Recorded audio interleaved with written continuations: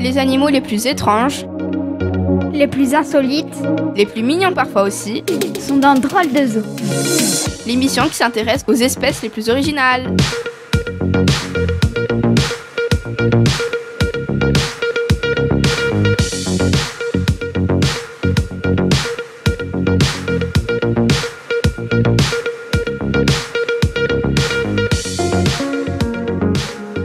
Bonjour à toutes et à tous, merci d'écouter Radio ACB, vous êtes avec vos drôles d'enquêtrices dans Drôle de Zoo, notre nouvelle émission consacrée aux animaux étranges.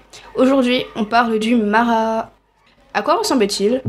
Le marat est un gros rongeur qui ressemble à la fois à un lièvre et à un petit cerf.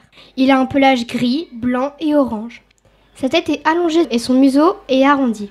Il mesure 70 cm de long pour un poids variant de 8 à 16 kg. Le mâle est plus grand que la femelle. Où vit-il ? On rencontre le marat uniquement dans les savanes sèches et les forêts de Patagonie, où il creuse, à l'aide de ses griffes, de ses pattes arrière, de profonds terriers allant jusqu'à 10 mètres de profondeur. Que mange-t-il ? Le marat est un herbivore qui se nourrit principalement d'herbes, de feuilles, de broussailles et de racines. Il a besoin de peu d'eau. Ainsi, il peut vivre même dans des régions désertiques. Il se nourrit pendant la journée et passe de longues heures au soleil. Que se passe-t-il dans leur vie ? Le marat est très sociable. Il est tout le temps sur le qui-vive. Ses sens, ouïe, odorat, vue, sont très développés. C'est le 3e plus grand rongeur vivant actuellement. Cet animal vit en groupe de 10 à 40 individus, composés d'adultes et de jeunes de l'année. Dans un couple, quand l'on mange, l'autre monte la garde, et quand l'on meurt, l'autre ne tarde pas à mourir. Le marat est très rapide. Il peut courir facilement à une vitesse de 45 km/h. Et même atteindre une vitesse de pointe de près de 80 km/h. En cas de danger, il se déplace en effectuant des bonds qui peuvent atteindre 2 mètres de haut.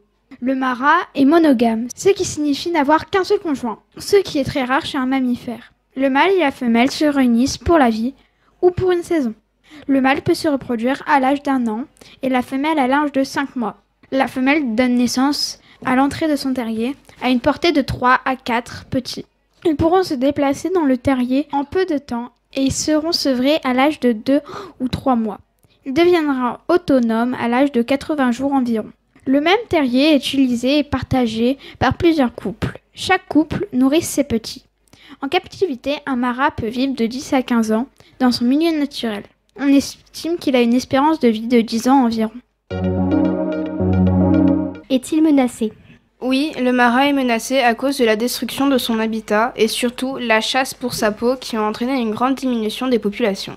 Ainsi, son statut de conservation, selon l'Union internationale pour la conservation de la nature, l'UINC, est quasi menacé.